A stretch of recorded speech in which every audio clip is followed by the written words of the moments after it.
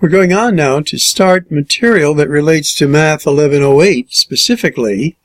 There are some earlier lessons that we did in 1103 that also are in Math 1108, but fortunately we've covered those already. So starting with 9.1, radical expressions. Now here are the objectives in a similar pattern. Evaluate square roots, evaluate cube roots, evaluate square roots and cube roots of sums and differences. And then we'll take a look at the technique for use of a calculator in doing these.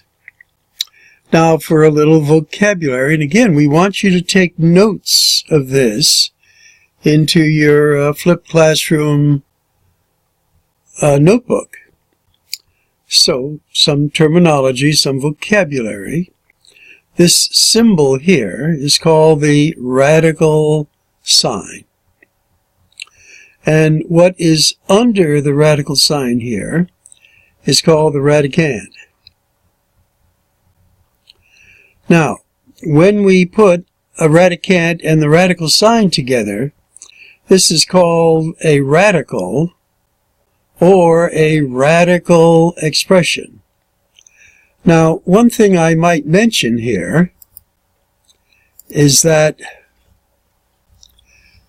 right here, in this little notch here, we often, you can see a number there sometime, but sometimes there is no number like you see here. Well, this notch holds what is called the index number, index.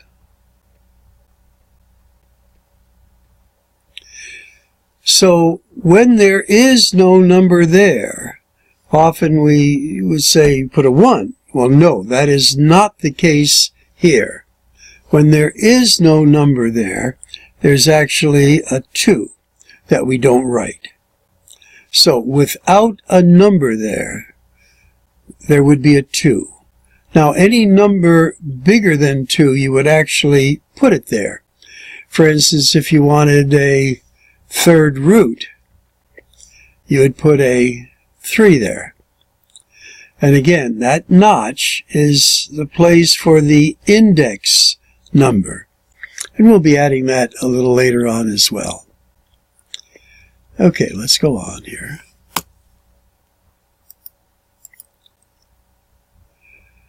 Now, when we take the square root of something, because that's what this radical sign indicates, when there's a 2 there or no number, take the square root. What two numbers exactly the same will give you a product of A? Okay, now many of you are familiar with this. And you'll say the square root of 4. Well, that would be 2 times 2 is 4. So the square root of 4 is 2.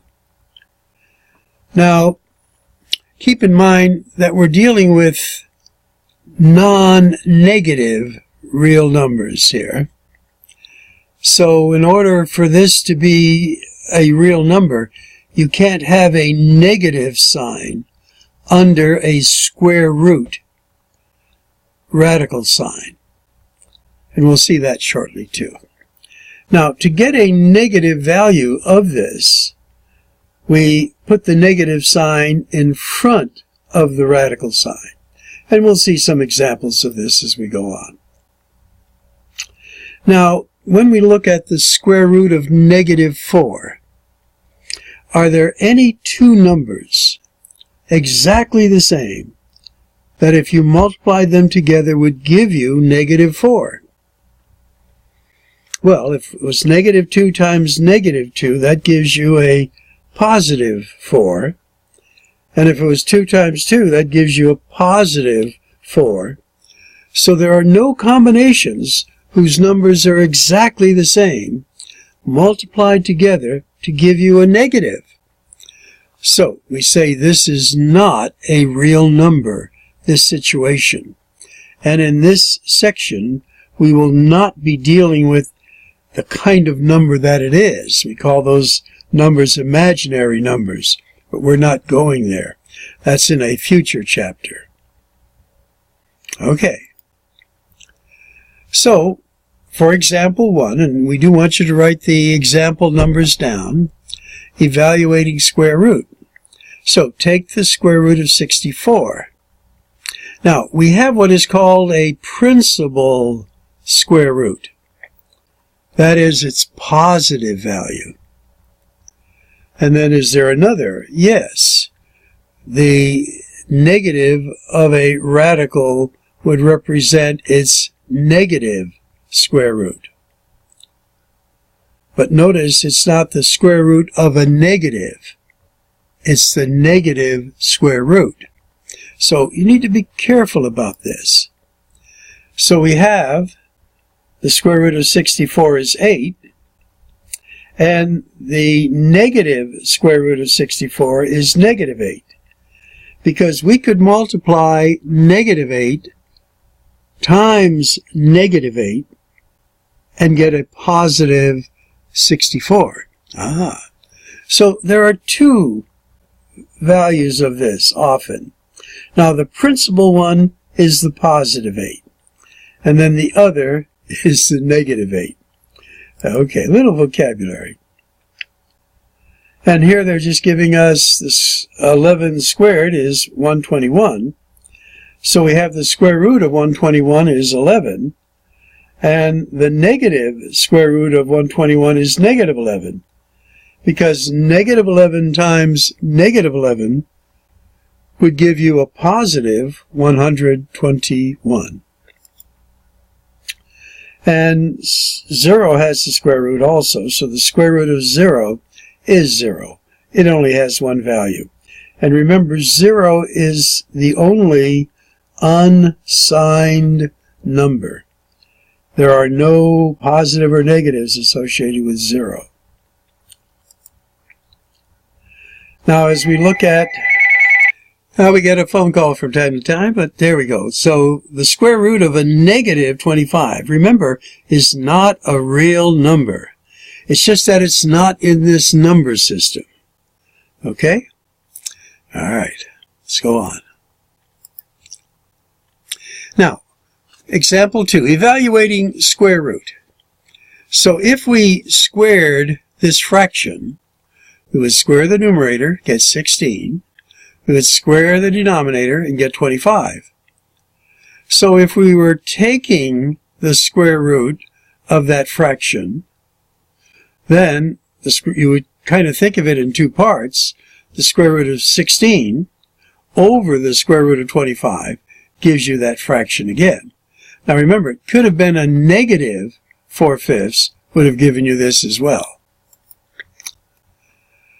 Now, in looking at this one, here we have a negative value of this. So what number multiplied by itself would give you 0.0009? Well, it would be 0.03. And because of this negative sign, you're looking for this negative value. And if you squared this, it would give you this as well.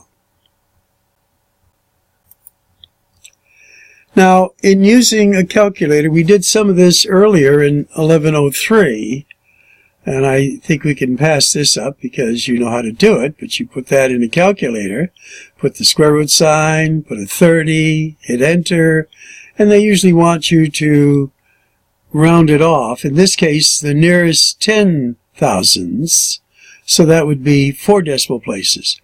So we'd look at the 5th place here, and if this were 5, then you would raise this 2 to a 3. If it were a 4 in the 5th place, you would just drop it and leave it as that.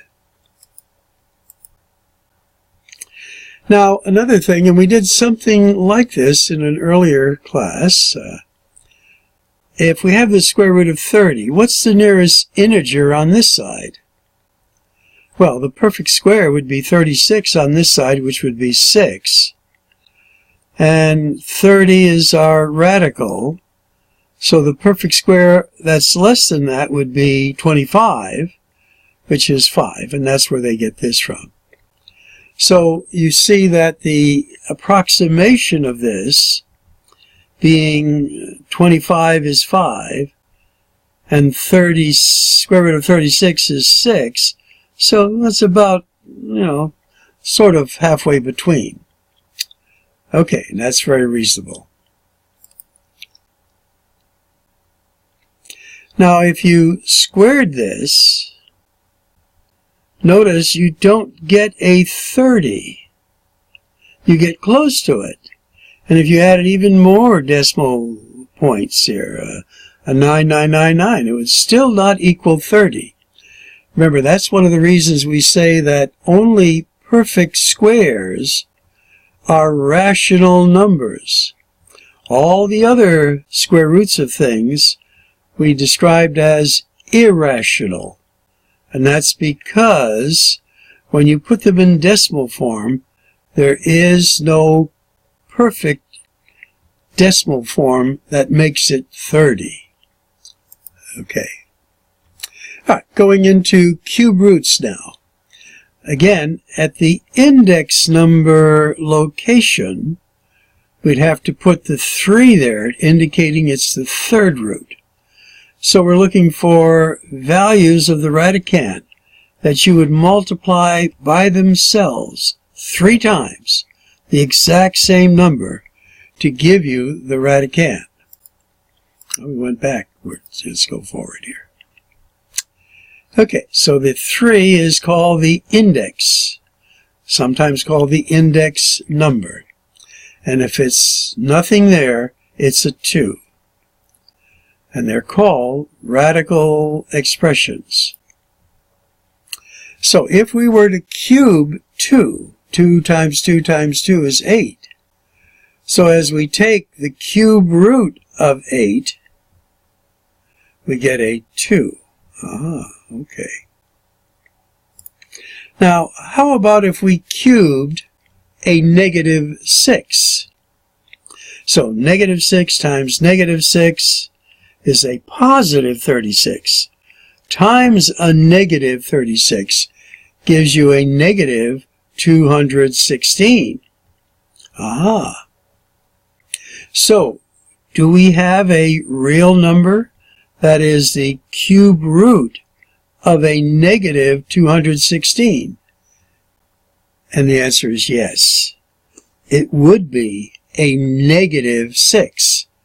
Because if you multiply negative 6 3 times, then you get a negative 216. So odd index numbers are allowed to have negative signs under the radical. But even index numbers, we've had a 4 there, a 6, an 8, if there's a negative under the radical sign, it's not a real number. But odd index numbers with negative radicands are acceptable and are real numbers. And again, if you cube this, you get 1/27th. So if you took the cube root of this, and sometimes, by the way, just to show you, we'll see this. They'll say the cube root of 1 over the cube root of 27. That is, they will allow you to put it in separate radicals. And then the cube root of anything, a cube root of 1 is always 1. The 4th root, the 5th root, the 6th root of 1 is 1. And then the cube root of 27 is 3, which is what they're showing us here. All right, let's go on. Now, a common error that students may sometimes do is if under the radical sign, which is also a grouping symbol, can you separate that into the square root of 2 plus the square root of 7? And the answer is absolutely not. because when you group this together, you get 9. 2 plus 4 is 9, and the square root of 9 is 3. But if you added the square root of 2 plus the square root of 7, you don't get a 3. Okay? So this is not allowed. In fact, the protocol for doing this is to group like terms under the radical sign first. All right, let's go on. So here's an example. Square root of 9 plus the square root of 6, 16, is going to be the square root of 25, which is 5. And again, it looks like they're looking for the principal square root. It's positive value. So if you were to do the subtraction here, and again, you're writing this up in your notes, you get a negative 27. And the cube root of a negative 27, you are allowed to have negatives if it's an odd index number, is negative 3. And again, pause this as you need to. Now they're going to have you work on your TI-84s or whatever calculator. You want to know how to do this. So usually it's a second function radical sign. Type in 17, hit enter, and they give you this. And again, they'll tell you how many places they want you to round it off to. So as we look at this, there's 1, 2, 3, 4. So you would look at the 5th decimal place. It's a 0. So you would just drop these. If that were a 5 there, which it's not, then you would add 1 to the 1 there to get 2. Again, rounding it off. Sometimes they want you to round off to 3. So you would look at the 4th decimal place. So 1, so you would drop that also. Okay.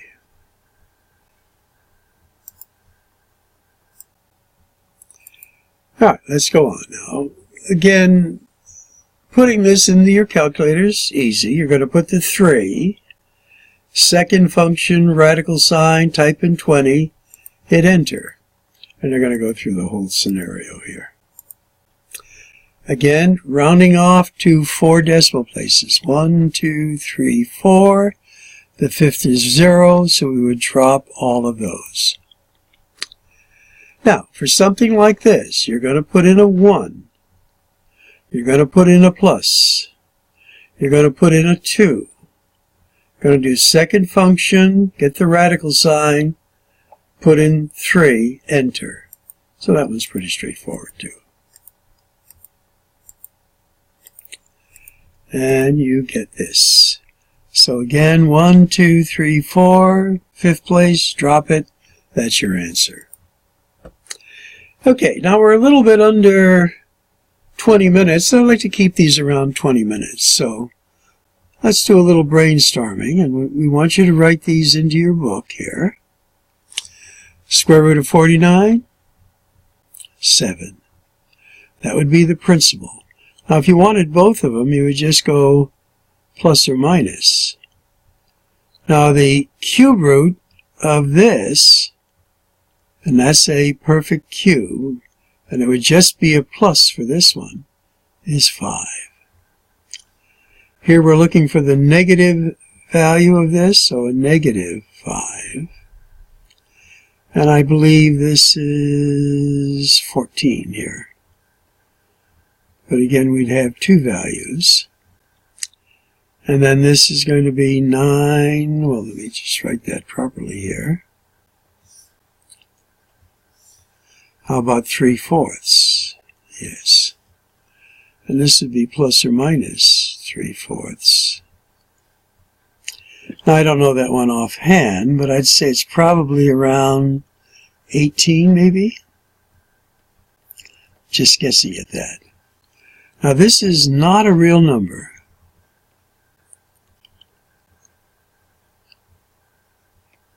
And this you'd have to round off to 4 decimal places here. It's going to be 1 and then something else. Now we know it's between a 2 and a 1 because the 2 is the square root of 4, which is a little bit bigger. Okay.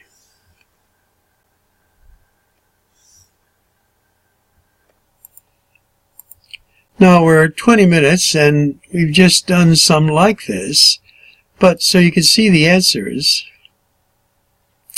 There we go right there. And again, since that's not a perfect square, I guess they were looking for the word irrational. All right, our first one in 1108.